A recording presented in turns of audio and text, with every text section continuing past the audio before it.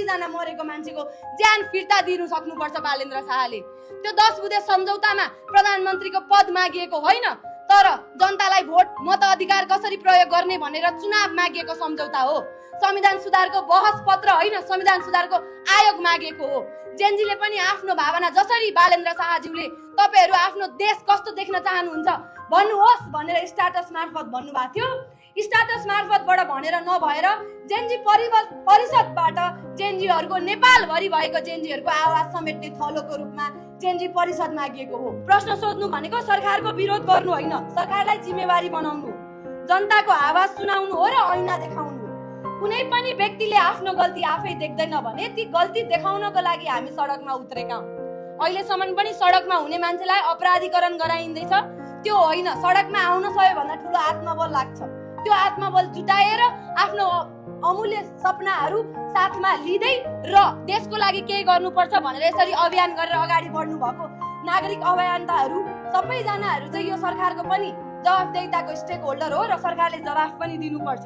जनताले हरेकको प्रश्नको उत्तर दिनुपर्छ। जेनजी परिषद गठन हुनुपर्छ र सरकारसँग भएको सम्झौता जुन 10 बुँदे सम्झौता छ त्यो सम्झौता बनाउने साथीहरू, त्यो सम्झौताको कार्यान्वयन गर्न लागि परिराख्नु भएको साथीसँग सरकारले वार्ता पनि गर्नुपर्छ।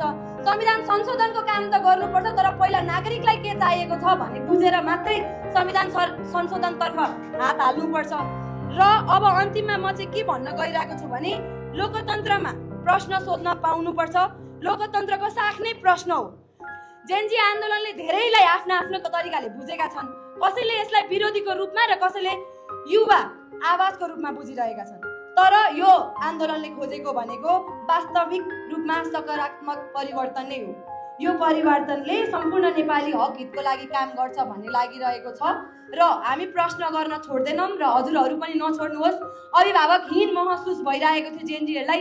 अभिभावकहरू स्वतन्त्र रूपमा यसरी अघि बढेको देख्दा खुसी पनि लागेको छ र गर्व पनि लागेको छ। तर यो आवाज चाहिँ हामीले अझै यहाँबाट मात्रै होइन, हरेक क्षेत्रबाट, हरेक गाउँबाट सकारात्मक पक्षको निर्णय गर्नको लागि 10 बुँदे सम्झौता भएको छ। त्यो सम्झौता कार्यान्वयन भएको छैन। कार्यान्वयन गराउनु पर्छ। जेलमा भएको जेनजीहरूलाई राजनीतिकरण गर्न पाइँदैन। झुटा मुद्दाहरू लगाएर अहिलेसम्म पनि सरकारले राख्न पाउँदैन। उहाँहरूलाई छिटो भन्दा छिटो झुटा मुद्दा फिर्ता गरेर रिहाई गर्नुपर्छ।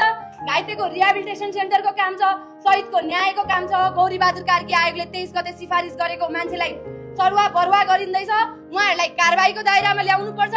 र 24 गते उहाँले छुनु भएको छैन। 6 महिनासम्म हामीले हाम्रै करको तलबले उहाँलाई पालेको हौं र अहिले 24 गते छानिएको छैन। अघि भर्खर पनि कुरा गर्नुभयो, 24 गते चाहिँ 2 हप्तामा छानबिन गराउँछु भन्नुभएको मान्छेले अहिलेसम्म छानबिन भएको छैन। यदि उहाँहरू दोषी हुनुहुन्छ भने 24 गतेको घटनाक्रममा डराउनु भएको हो कि आफै दोषी भएर होइन भने छानबिन गर्न चाहिँ उहाँहरू किन अन्कनाइराख्नु भएको छ?